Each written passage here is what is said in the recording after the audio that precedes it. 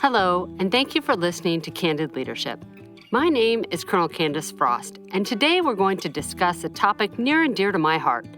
Today's podcast is on veterans and the importance of our veterans who commit to a lifetime of selfless service to the nation.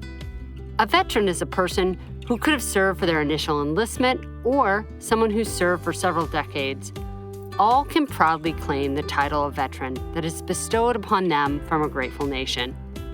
As you listen today, I welcome each of you along a journey of how my advice on how you can best support veterans, and then we'll pivot to a discussion with Ms. Erica Jeffries Purdo, an exceptionally impressive veteran who led from her position with the Veterans Affairs and now works in private industry. Erica will share with us what Veterans Day means to her and how lessons from her time in uniform persist in the way she leads today.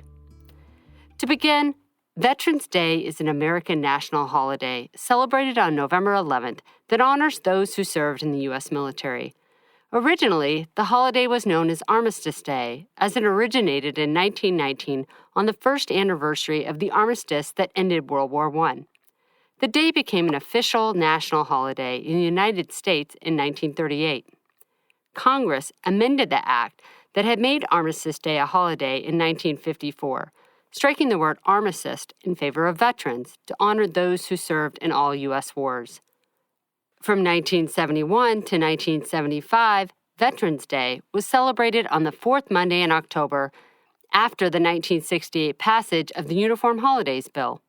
That date changed back to November 11th in 1975 under President Gerald Ford due to the date's historic significance. The U.S. is not the only country that commemorates its veterans. In the United Kingdom, Remembrance Sunday is celebrated on the second Sunday of November. The United Kingdom and other Commonwealth countries, such as Australia and New Zealand, also observe 2 minutes of silence at 11 a.m. on November 11th in recognition of the time and date of the 1918 armistice. Now that you understand the history, what's important is how you take the understanding into consideration and what actions you can take to support veterans. On Veterans Day, many of us often hear, "Thank you for your service," and the gratitude many veterans encounter from the American public is gracious and sincere.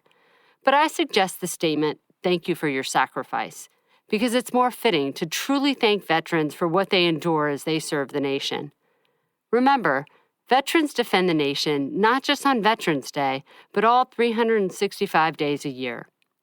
The heroism demonstrated by veterans, from the formation of the country during the American Revolution up to the global war on terrorism, is admirable. Our current wars were fought and are fought by some of the most humble and selfless people I have ever met. The humility of veterans is seen in the long separations from their families that they endure without complaint. The unpretentiousness of service members who work incredibly long hours and do not receive overtime or any extra compensation. During their service, veterans work under unimaginably harsh conditions. Veterans serve all around the world in the baking heat in the Middle East or in the freezing waters of the Arctic. A veteran's inspiration is doubled when it's taken into account that they often have spouses who deal with their own career interruptions, multiple moves across the country and the globe, and who are often overwhelmingly burdened with more than their fair share of parenting during the deployment of a loved one. A veteran's family includes the service member's children, who never get a vote in joining on their wild ride across the country from post to post or camp or station. These children often change schools half a dozen times before they ever enter into adulthood. They're forced to separate from friends and often see a parent or even both deploy into harm's way. Why our nation deserves to celebrate our veterans is clear. These selfless individuals who raise their hand to support and defend the Constitution of the United States do so with an ideal of what America is and what it can be. When a veteran volunteers in service to the nation, they fulfill a sacred duty to keep America in line with her ideals. Veterans raise their hand in agreement that we, the people, work to ensure the safety and security of justice is established while also working towards the ideal of forming a more perfect union. Even in the preamble, our Constitution recognizes that we must strive towards a goal to help America shine brightest. American soldiers agreed to support and defend the Constitution of our United States, and in many ways, they've gone above and beyond that idea. Because our grateful nation's history, veterans have liberated slaves, stopped genocide, and toppled terrorists. Historian Stephen Ambrose wrote, "America's wars have been like rungs on a ladder by which it rose to greatness. No other country has triumphed so long, so consistently, or on such a vast scale through force of arms. For those veterans who've served, they recognize that the profession of arms comes with an exceptionally high price tag. Their service is a check written out to the nation with the possible price of one's own life."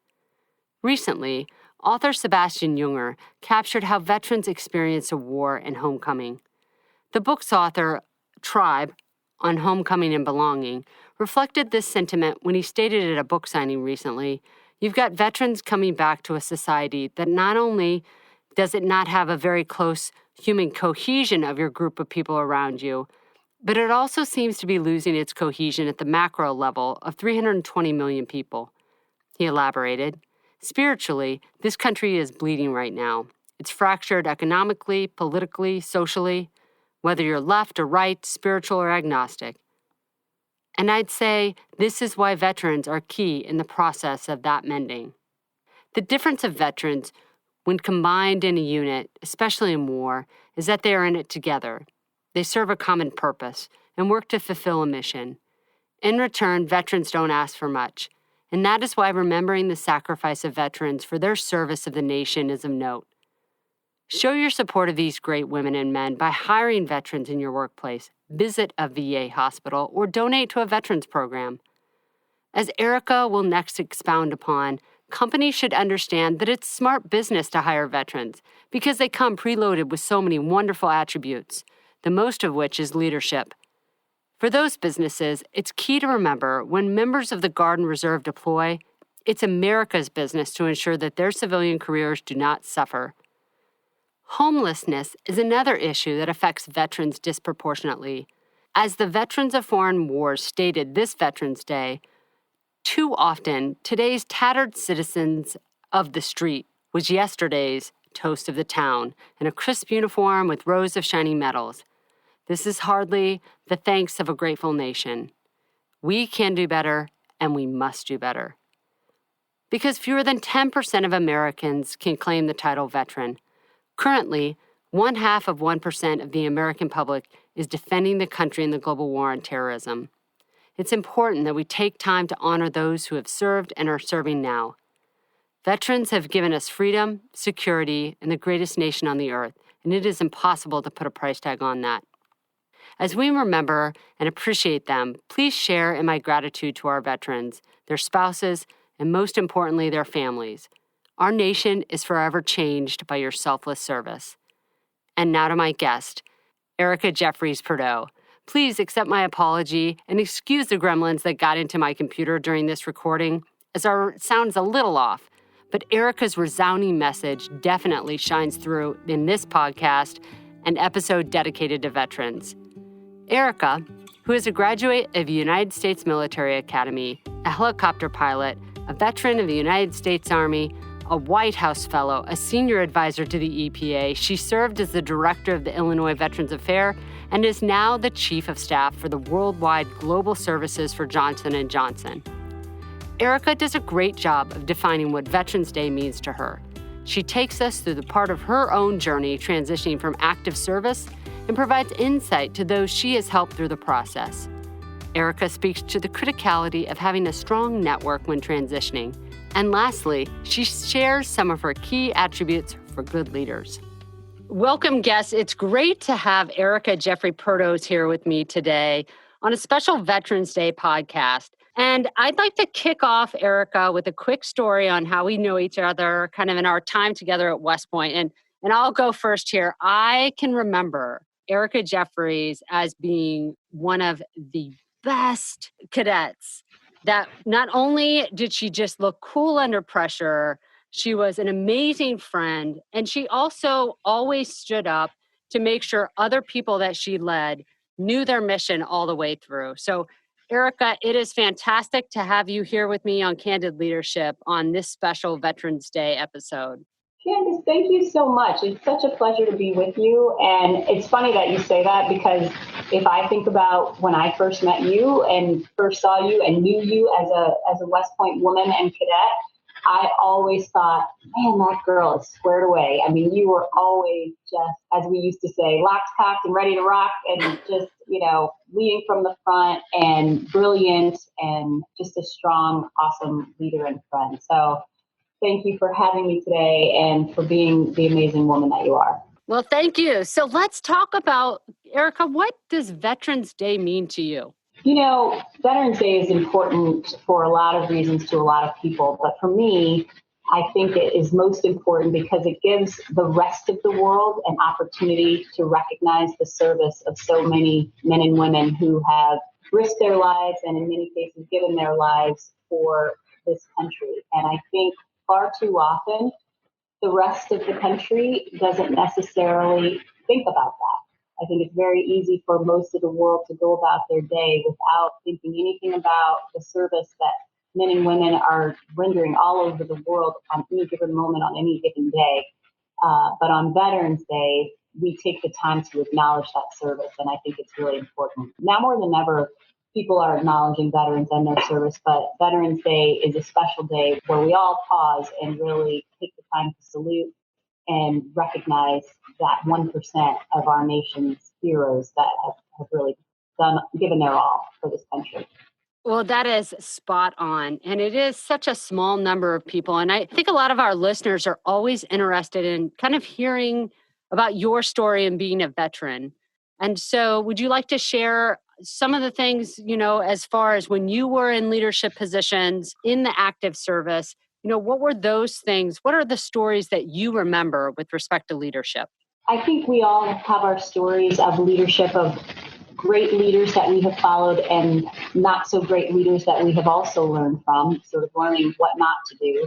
And I could tell a lot of stories about my time in active service, but I think my greatest leadership challenge and I think adventure was leading the Department of Veterans Affairs for the state of Illinois. And it was kind of the best of times, it was the worst of times. It was wonderful to be dealing with and communicating with and assisting veterans and their families every single day. We had 70 offices across the state of Illinois, and in all of those communities, some large, some very small, we were hearing from veterans on a daily basis, helping them as they transitioned out of the military into the life of a veteran. Many of them have been veterans for many years, and we were ensuring that they were getting the benefits that they had earned, whether they were Vietnam veterans, Korea War veterans. We even had some World War II veterans. It was just such an honor to work for them and to serve the veterans of that great state and to work side by side with my team, who were all veterans as well.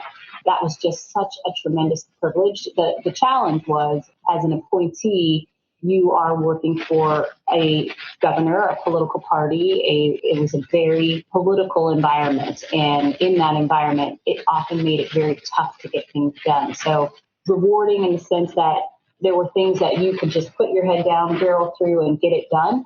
But then there were also the challenges where you knew you had to sort of choose your battles. But that was a great, great leadership experience. And I was so proud to be a veteran and to serve those veterans every day. Erica, that's a great point. And I love the fact that you bring forward that difficulty and almost the balancing act of understanding what your history brought with you of being a veteran and those experiences that you had, but also the fact that you understood the political environment. And there is a total give and take in the fact of following the priorities of that policymaker or that politician in an elected position, but also doing the right thing for the veteran. And I think the way that you balanced that, watching you from afar, was so intricately done. And it took a significant amount of really transformational leadership, that example of selfless service. And from the rest of us who are active duty now or transitioning, we really watched you from afar and saw your strengths and all of those leadership lessons that you learned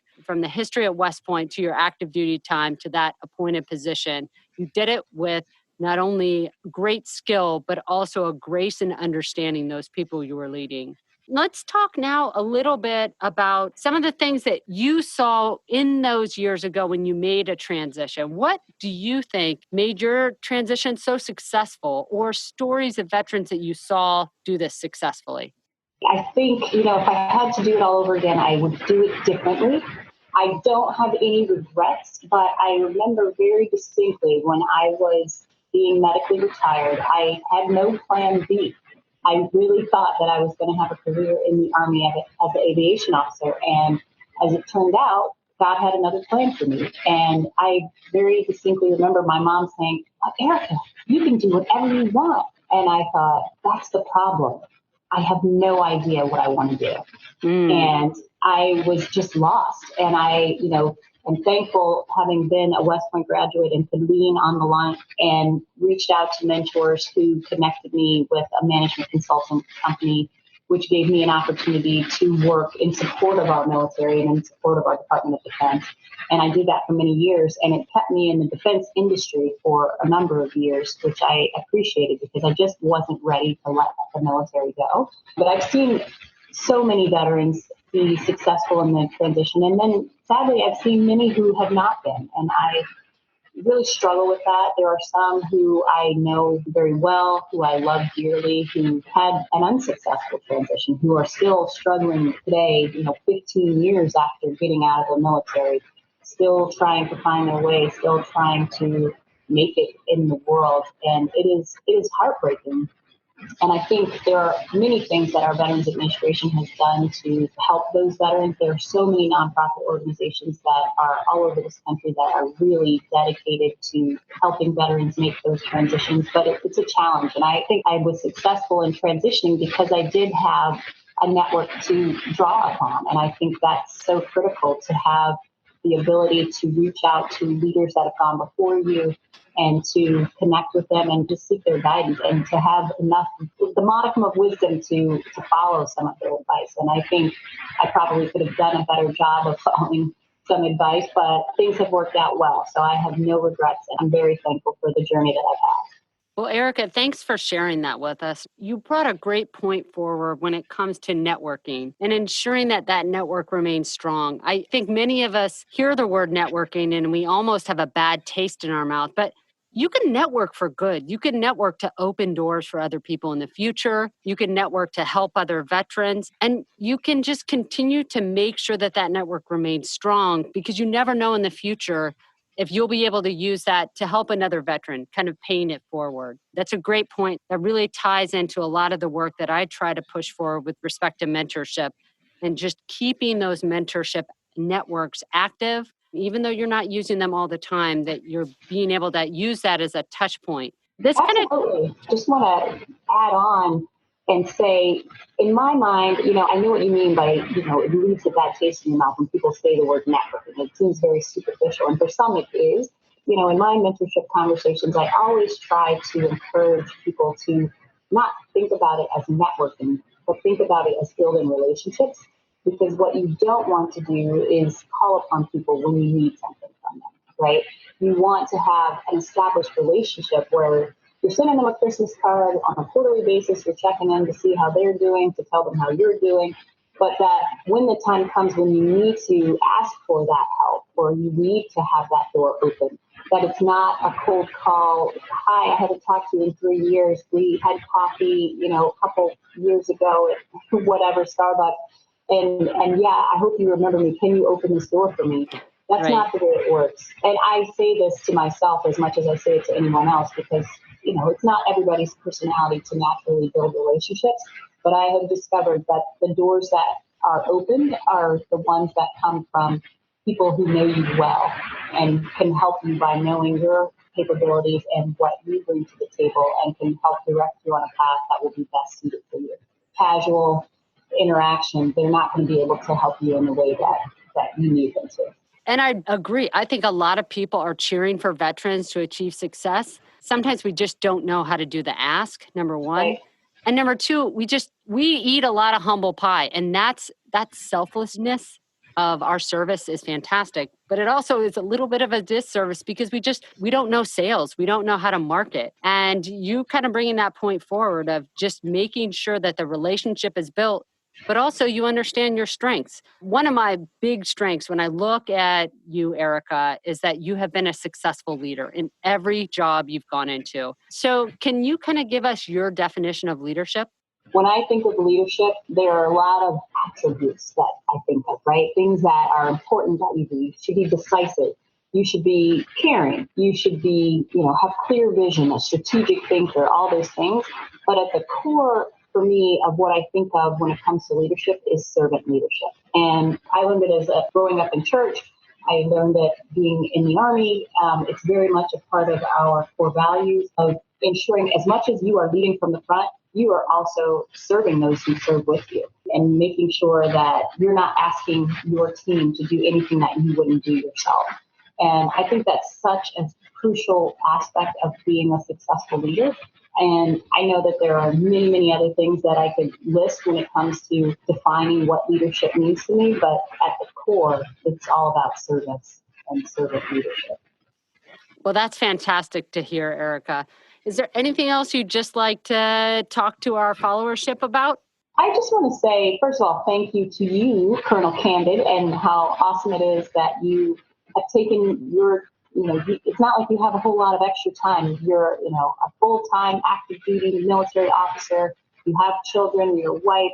I mean, you have a family and a whole life, and yet you take the time to mentor and coach and inspire young men and women and old, actually, all over the world with this podcast and just with the relationships you've built. So I just want to thank you for your service to our country and certainly your service to our nation in terms of helping to develop leaders of character.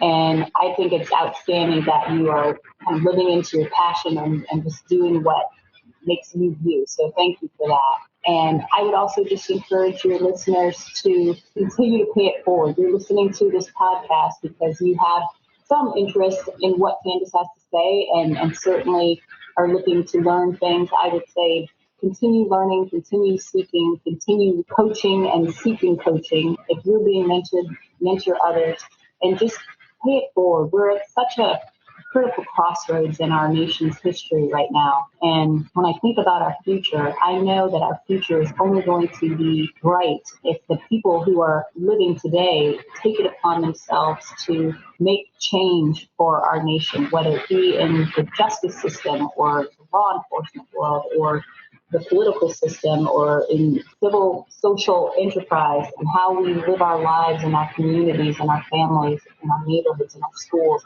I just feel like we all have to do our part to make this country a better place and to make it truly the United States of America. It's a great country and we're all honored to be Americans. So I just pray that our country would stand up and be the America that we always said it would be.